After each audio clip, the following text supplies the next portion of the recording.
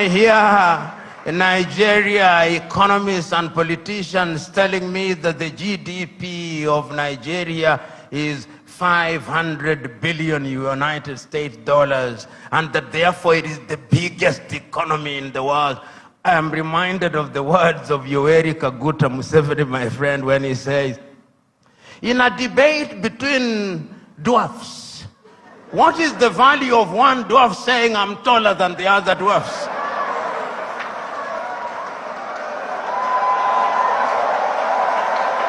You are still a dwarf. This Nigeria is capable in 5 years of becoming a 3 trillion GDP economy. The fundamentals are there. Talk of human resource. And I think it is, my sister, you go to anywhere in the world, tell me, engineering, artificial intelligence, space, Nigerians. The saying goes, if you go to any part of the world and you do not find a Nigerian, run away from there.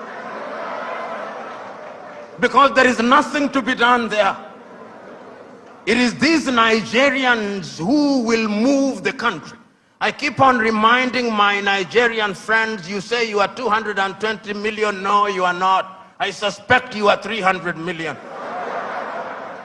And if my suspicion is correct, you owe this region and this continent the talent. You know, when people talk about instability in Nigeria, I ask them, can you handle refugees from Nigeria? Can you?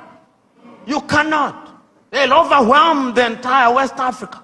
So it is in Africans' genuine desire that Nigeria remains great and becomes great. All the ingredients are there. Writing in 1983, Chinua Achebe, in his book, The Trouble with Nigeria, said that it is simply and squarely a problem of leadership. That is an African problem, and I also want to say it is also a problem of followership. Before the Ezemwe started speaking, he talked about what is expected of him in the village. When you are appointed into a public office in Africa, they actually expect you to be a thief. And if you don't steal, they say you are not wise. So in the minds of many people in Africa, Abuja and Lagos are hunting grounds where they send their sons and daughters to steal, to take antelopes, which they share in the village. That thinking must change, because service for humanity is what we must look at. And I have no doubt in my mind that Africa can do it.